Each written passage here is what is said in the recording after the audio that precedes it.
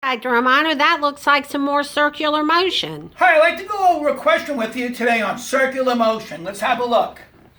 We have a coin of mass 0.0050 kilograms placed on a disc as shown, 0.14 meters from the center. So as you can see, there's the coin out here, and what we're going to do is we're going to rotate this in this counterclockwise direction.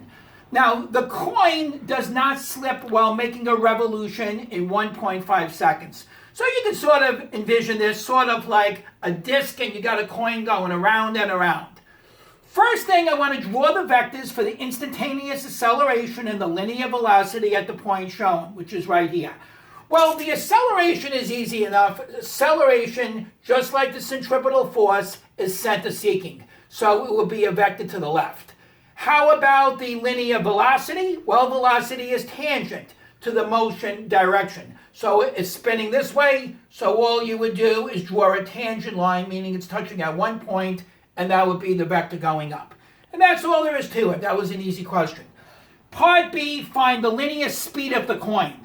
Now, anytime you're given revolutions or seconds, the first thing you do in circular motion is write down S equals VT. The S is the total distance, that's the circumference, which is 2 pi r. So solving, you get 2 pi r divided by t equals v. You plug it in, 2 pi, the r is the distance to the center, 0.14. The time was 1.5 seconds, and we get 0.59 meters per second. Let's do something a little more challenging in part C. We now increase the rotation rate.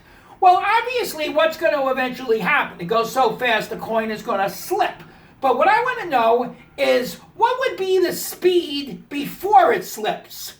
How fast could we go until we see the coin slipping, and the coefficient of static friction is 0.50?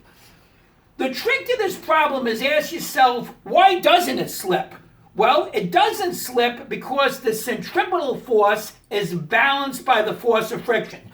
So what we do is we set equal the force of friction equal to the centripetal force, which is ma, but a, as you know, is v squared r. So we're going to get mv squared r equals the force of friction.